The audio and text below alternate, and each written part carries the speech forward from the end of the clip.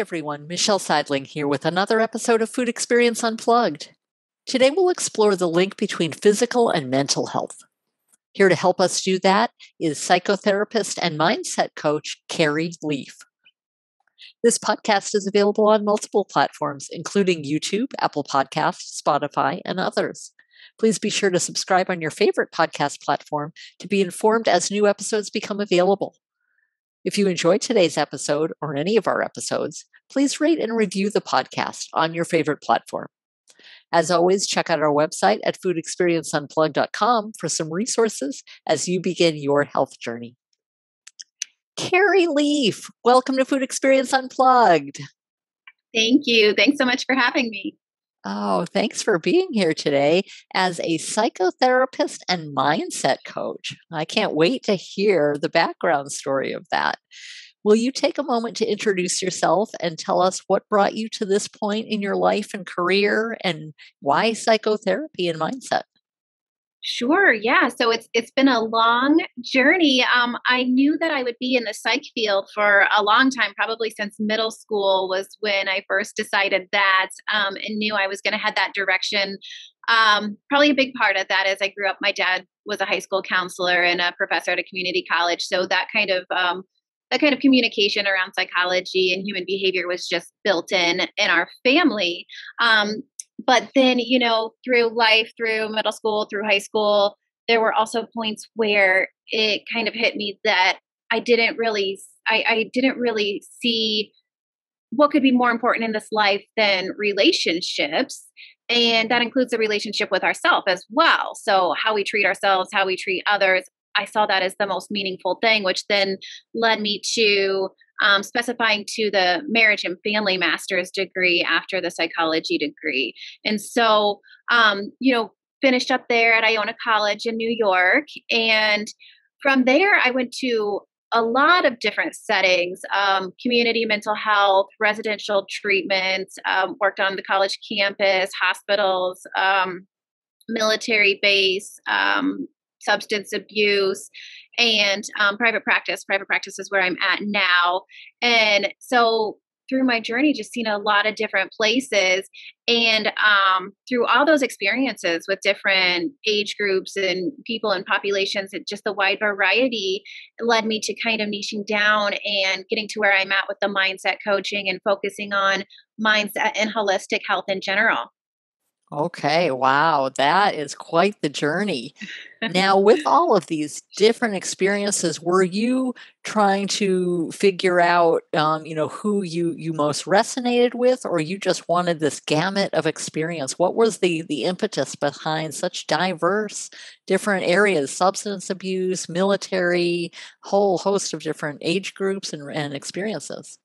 Yeah, I think it was a little bit of both of what you said, trying to find out where my spot was, where, I work the best, where I was going to be the most filled and where I was going to offer the most to my clients and just find that where I was going to, get the best results all around for myself and everybody else as well, so that we could all benefit and get healthy and heal and grow together.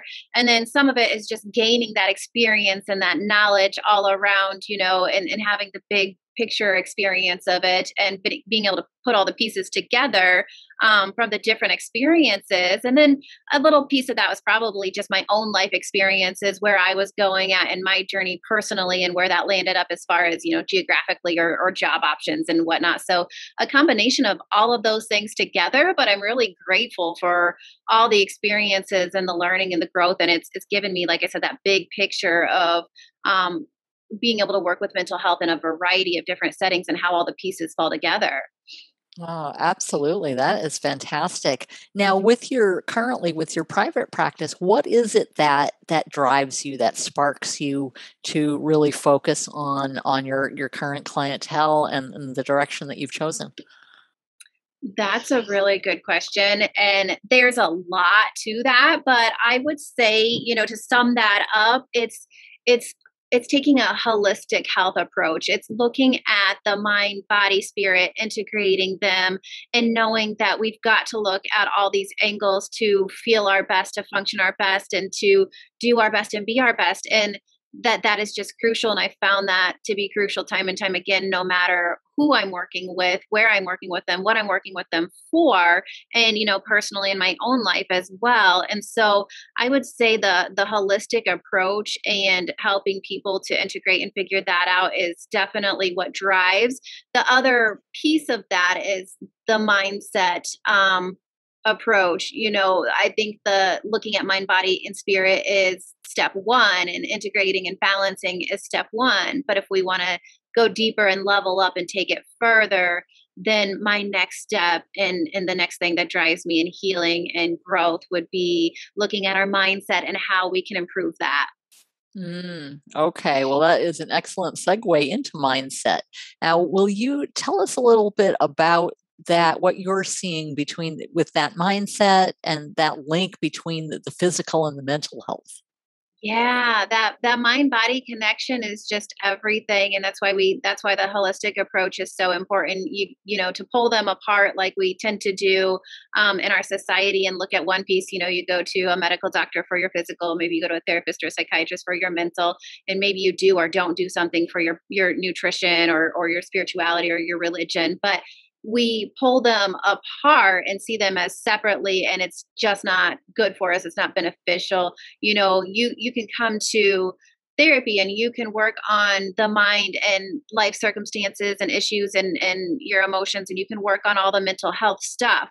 But if you aren't getting good sleep, if you aren't moving your body, if you're eating fast food every single day, if you're eating, truckloads of sugar every day, you're not going to see the benefits that you're hoping for and that you would like to get. Those areas they're going to keep you, they're going to hold you back, and when we're not taking good care of our body, that can actually often show up as mental health symptoms like anxiety, depression, and what have you. And really, it's because we have something off maybe in our gut health, or the sugar and the crash that comes from that, and the irritability and all the things. And then it goes the other way around. If our mental health is off, that might show up in physical symptoms like stomach issues that, ulcers, things, other things, headaches, all the migraines, sleeping too much. It can go both ways. And so to work on one and ignore the other just is not going to get us very far. Okay. Now, how has your mindset focused and developed over the years in terms of really, maintaining that direction and quality of care, physically and mentally?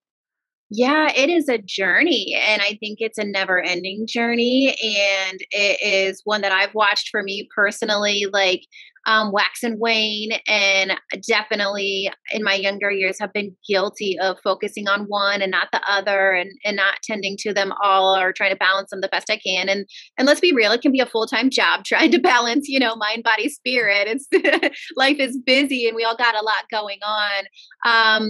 More recently, I have twin boys. They're 3 years old. They'll be 4 here soon.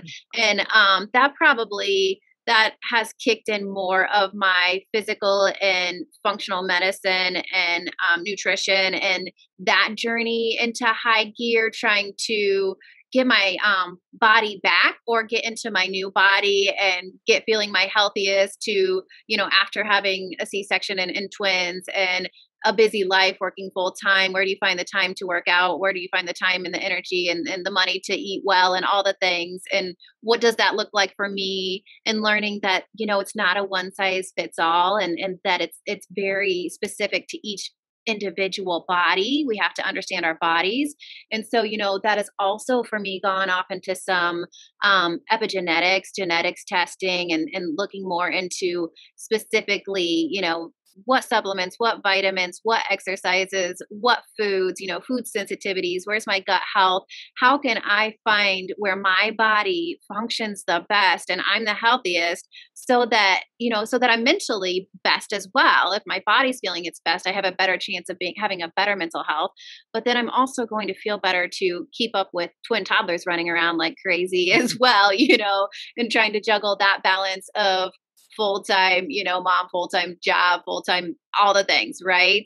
And so my journey has really gone over into that side a lot deeper into that side. And then it's also important for me to try to, like, again, remember, I've got to come back and check my mental health. I've got to attend to my spirituality. Where are these things at? And that's an ongoing journey because life is constantly changing. There was a few years there after having the twins that my physical exercise was not what I would have wished. I was struggling to fit it in. I was struggling to find the energy, the time, all of the things. And so it's an ongoing, everyday, lifelong journey of finding that balance of taking care of ourselves so that our mindset is in the best place. Absolutely. Now with that, when working with so many different people, do you see kind of a diversity of mindset experiences depending on whether you're working with, with substance abuse or with youth or with, no matter what the group or the demographic, how does that shift among so many different experiences? Yeah, great question. You know, Everyone is going to come in really individual with their own stuff and their own life experiences, but it doesn't really matter the age, or the demographic. Like, at the end of the day, we're all operating off some core beliefs that we've developed through our life experiences, no matter what age or what we've been through. So we might come in for different things at different ages, different issues. But no matter who you are or what you're working with, we're going to be able to bring that back down to a negative belief that you're holding on to, a limiting belief that is keeping you stuck or that's in your way from going where you want to go. Now, everyone's limiting belief is going to be different. And honestly, we can be walking around with 1 or 10 negative beliefs at any given time, but one might be causing us more problems in our life at this time than others. But identifying those negative belief systems behind what's going on in our life is going to be the key to figuring out how do we move forward. But yes, every single one of us has got at least one of them. So no matter what the situation, everyone has or at some point struggles with some negative belief.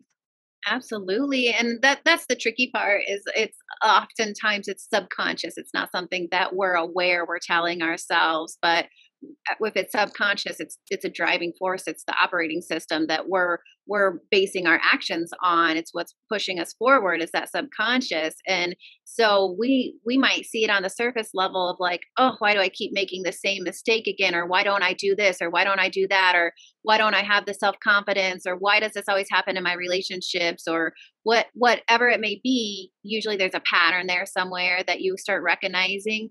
And if maybe you haven't had enough life experience to recognize the pattern, maybe it's just this big problem, my marriage is failing, or I don't have any energy, I can't lose weight, whatever it may be, we can start there and then we can go back and find that negative belief underneath it. Okay. So is that how you approach, your clientele in terms of, how do you tackle these many different avenues, different beliefs?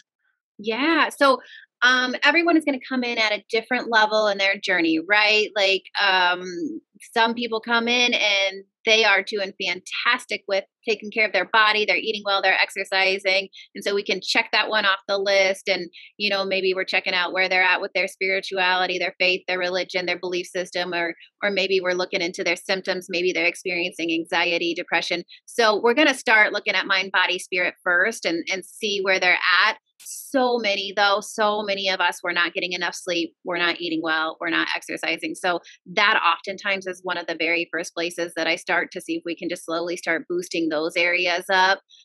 So that's what I start with the basics, like just do the basic things, eat well, exercise, sleep, even little baby steps, get started. And then we look at the symptoms, mental health symptoms, and those mind, body, spirit. When we get that into balanced place, or at least a little bit better than it was, or if we were slacking in some areas and we boost those areas up, when we feel like we have a better foundation, a general wellness foundation, mind, body, and spirit, then we can say, okay, what's the big problem here? Maybe it's anxiety. Let's look at anxiety. And then we can break that down into figuring out what's the negative belief. But I really do tend to walk people through kind of like that step-by-step process. Granted, you got to meet people where they're at. So Mhm. I'll talk to some people and maybe we'll be working on their nutrition and they just do fantastic and they can turn that around and they're making big changes with their health in that sense. And then other people, that's going to be a long, slow, difficult journey. We got to meet people where they're at. And so we do the best we can in whatever areas we can, step by step. Mm, okay. Now you mentioned, in terms of working with their nutrition as well as their other aspects of health. Now you part of your expertise is that gut brain connection. But will you explain that a little bit? Yeah, that isn't necessarily my expertise in the sense of training, but it's very, very important to me. It's something that I will stress with my clients. It's something that I find that is often overlooked, way too often.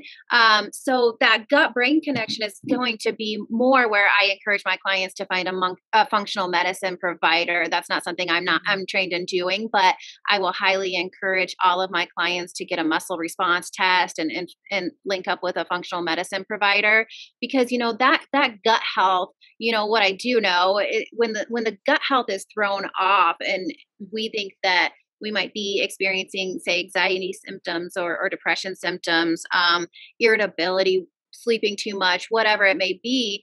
You come into most therapists and they're going to start working on that like it's a mental health issue, when Mhm. all along it could possibly be simply that your gut health is off and we got to, get you cleaned up and detoxed and get you the right supplements and get your body the nutrients and supplements that it needs and get it back in balance, and boom, those anxiety symptoms and that irritability is decreasing and the sleep improves.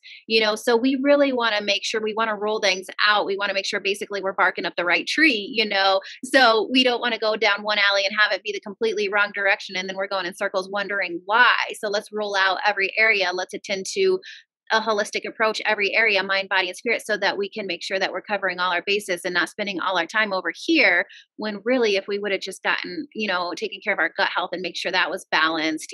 Oftentimes one thing I even see is people come in and I'll check if they're taking vitamin D, because that one has been something that so many Americans in particular are very, very low on. I'm in Iowa, so we're coming on the cold, dark season, winter. Everyone's deficient in vitamin D in Iowa in the winter, right? But in general, we often are. So, I've seen people just start taking vitamin D regularly and get more vitamin D into their diet, and boom, their mood improves, and we're seeing better, better days and better attitudes when they get on vitamin D. So we just really don't want to overlook, major areas and sit here and spin our wheels. Of course not. So, do you work a lot with functional medicine doctors or with other professionals in servicing your clients? Yeah, so there's a functional medicine provider that I go to locally. And so for my local clients, I'll just send all of them her way and say, this has changed my life, and so I know firsthand what it can do, and I've watched it change, things for my clients' lives as well. So I will definitely recommend them all to go to my provider Amy here in town. But then if I'm doing virtual or somebody, out of town, out of state, whatever it may be, then I'm going to just encourage them to find one nearby. Mhm. Okay, fantastic. I love that. Now, you also wrote a book, Therapize Yourself. If I'm pronouncing that right, Yeah, therapize. Is that a verb? it's not a real word, so that's confusing. Will you tell us a little bit about your book and why the drive to write that and share that message? Yeah. So, really, the answer to that is pretty much everything that I've just said, because the book is basically walking through my step by step process. Like if you were to come in to see me, I think the book is based in therapy, terminology. But if you're coming to see me as for therapy or coaching, whatever it may be, there's those basics that I'm going to walk everybody through. It explains the assessment process. It explains, what questions I want to ask and what I want to know and why, and why I connect those dots, what I'm looking for in your history, your background, what I'm looking for to figure out who you are and what made you who you are and why you are where you are today. So really really explaining my process. Then it, goes, the next step is explaining that mind, body, spirit, that approach, and why I'm looking into those areas. And of course, in the book, I've got more case examples and more details explaining that. And then the next level in the book is talking about the mindset and figuring out the negative beliefs and how we do that. And there's some exercises and there's some practices and journaling along the way. So it's interactive throughout the book. The book came about kind of like I said earlier through all my, I've been doing this for over a decade. I've been in a ton of different settings, around a few different states, working with a whole bunch of different people for different reasons. But the book is comprised of all the things that I found myself repeating over and over and over again, because it doesn't matter who you are or what we're working with. These things are just crucial for getting yourself on track, balanced, and healthy. Wow. So that's not necessarily just an introduction for your own clients. It's just an introduction to getting yourself healthy and really focusing on that physical and mental then. Yeah, I see it as a guide. It doesn't matter if you've done 20 years of therapy or 0 years of therapy. You can pull open this book and kind of do either your first assessment and evaluation on yourself. Okay, where am I at in these areas? What am I missing? Where do I need to? What environments in my life do I need to kind of like boost up and nurture more? And maybe that's the first time you're kind of checking in with yourself like that. Or it could be the 20th time where I just got to like, hey, I feel myself getting off balance. I'm not doing so well. I need help coping and reminding myself where to look and what to check in and what area to focus on right now, and pick up that book again and do another reevaluation and assessment on yourself. Okay. Now on that note, how do you therapize yourself? Yeah, so exactly the same way that I've been talking about, but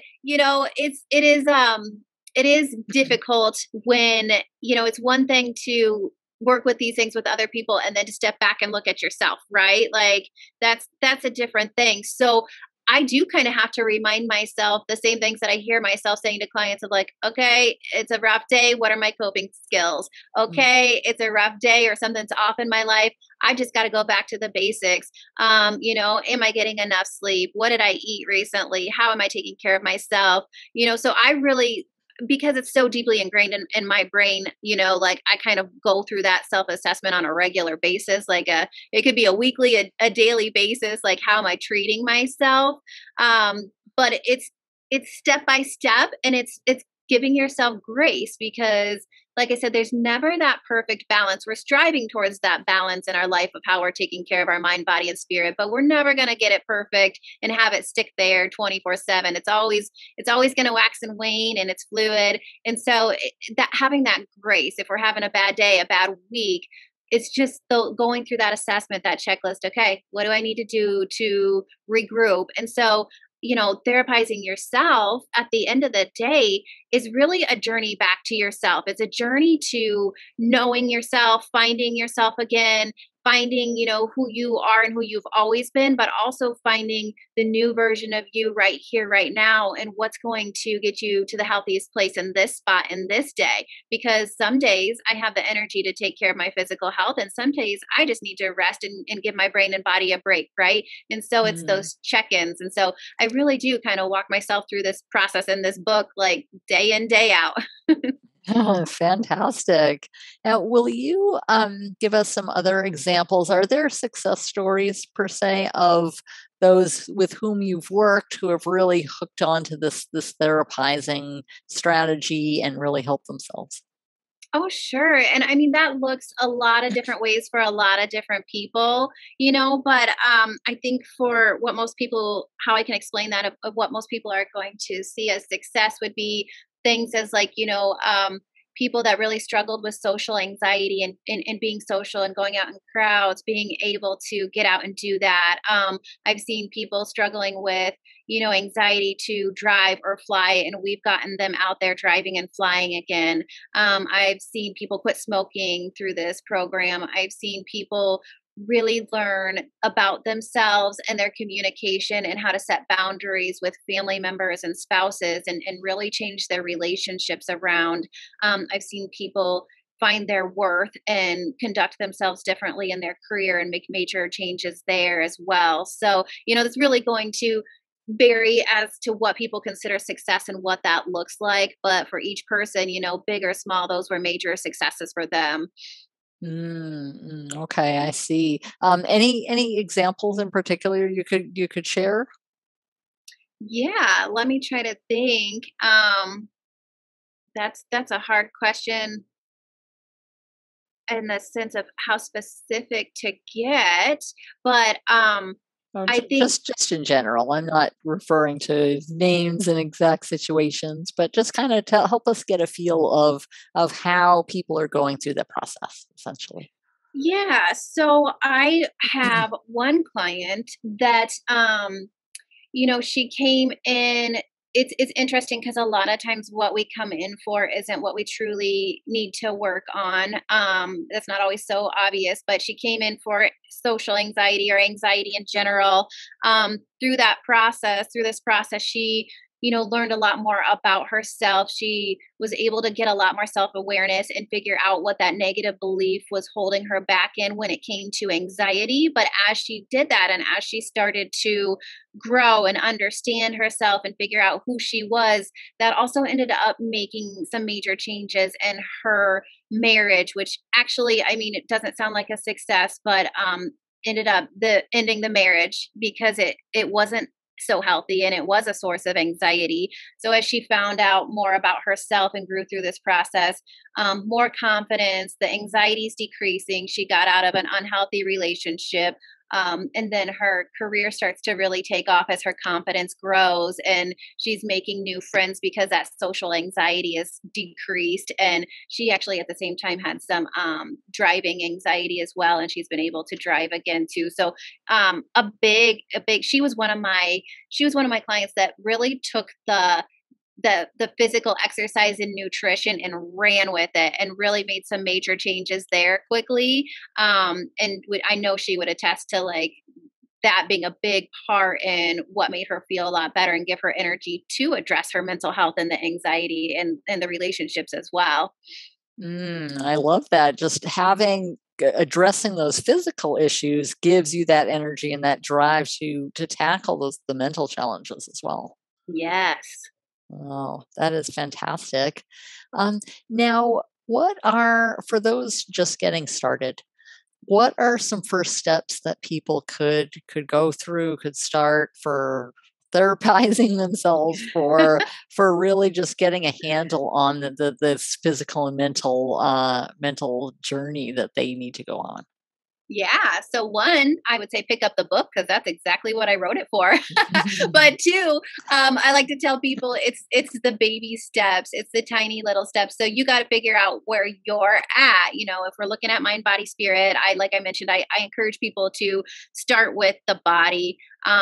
And so, where are you at? Are you eating well or are you not? And if you're eating terrible, what's one little change that you can make this week? I do not encourage people to make big, drastic changes and try to change their entire lifestyle and who they are overnight. That's why New Year's resolutions don't work. We're looking for lasting changes that stick here. So, they need to be reasonable and they need to be attainable and they need to be something that like they don't feel like torture and a chore. So, it might be the tiniest little tweaks to what you're eating, tiniest tweak to how much you're eating. Maybe it is just taking the step to see a functional medicine provider and find out what supplements your body is really needing.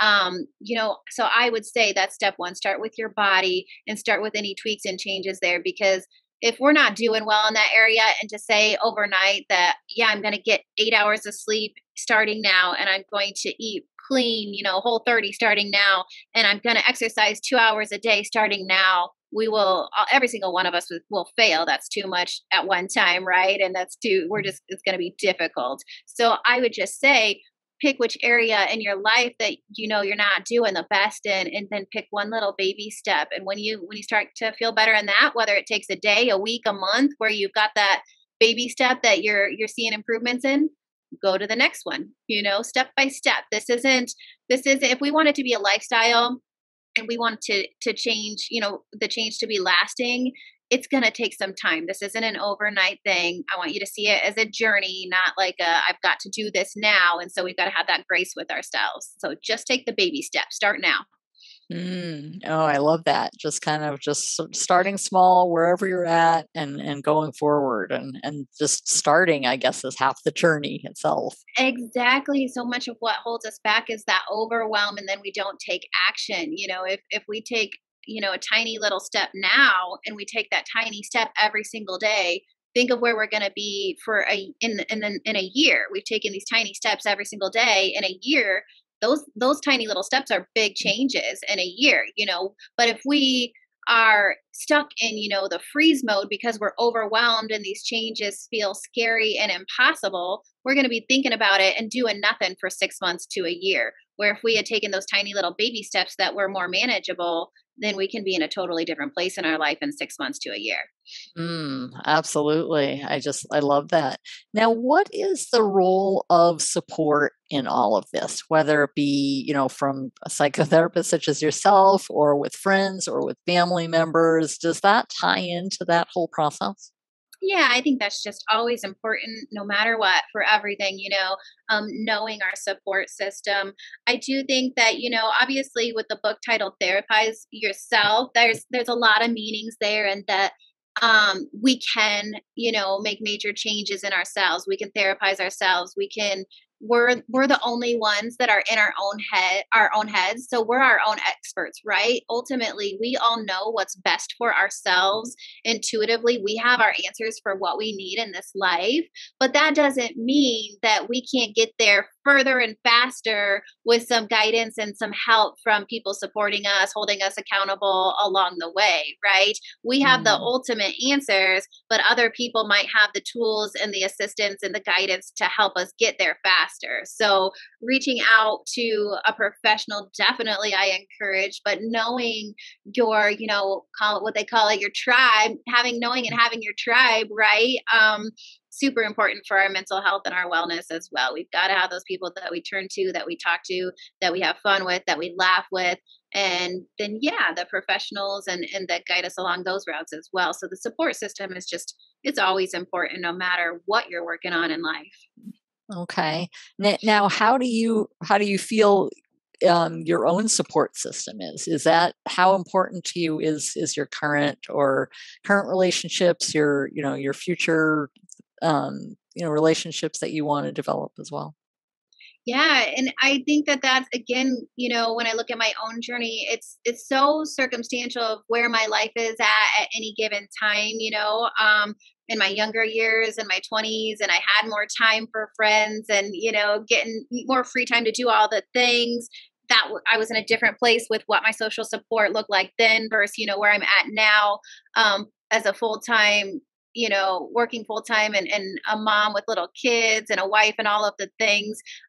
That's still just as important at every point in life, but it's going to look different at every point in life, depending on how much time, energy, all of the things.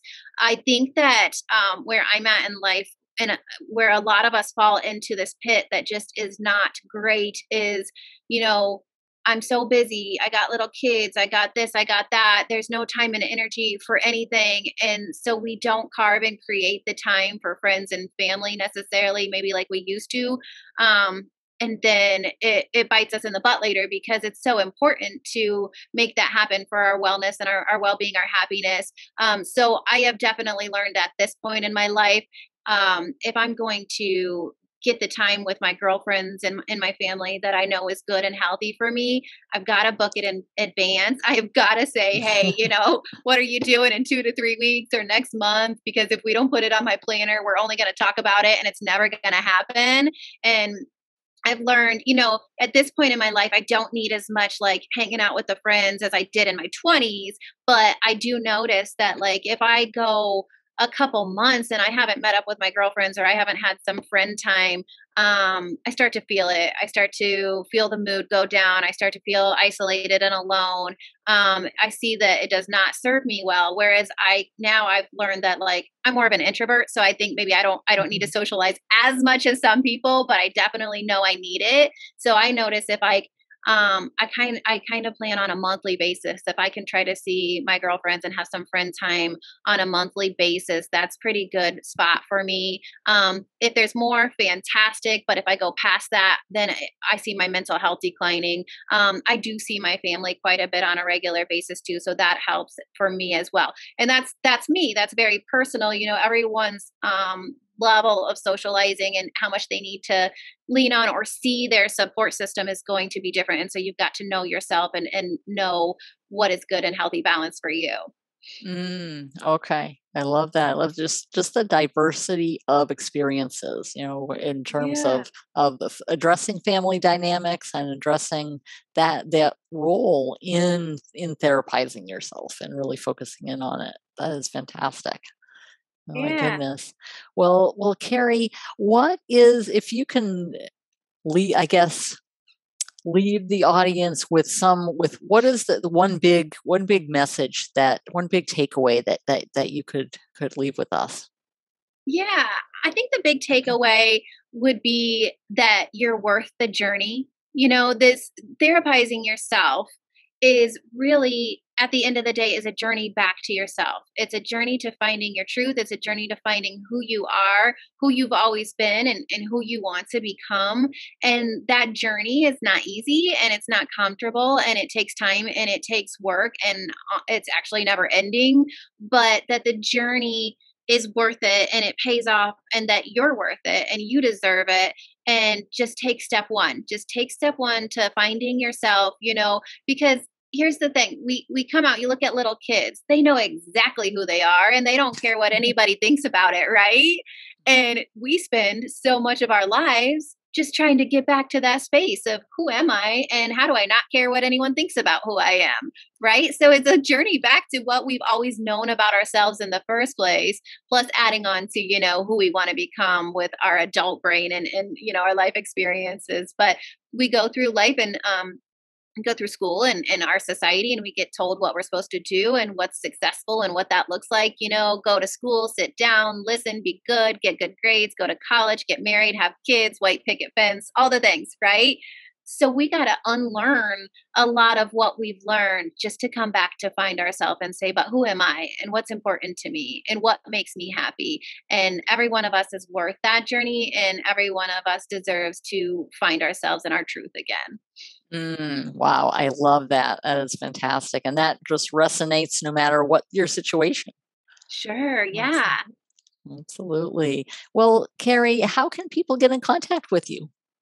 Yeah, the best ways, I would say the two best ways would be my website, that's carrieleaf.com, and then my Instagram is at Carrie Leaf Coaching. Those would be the two best ways that I'm on top of the most. And then the book is on Amazon, so that can be paperback or audio. So those would be the three ways to learn more.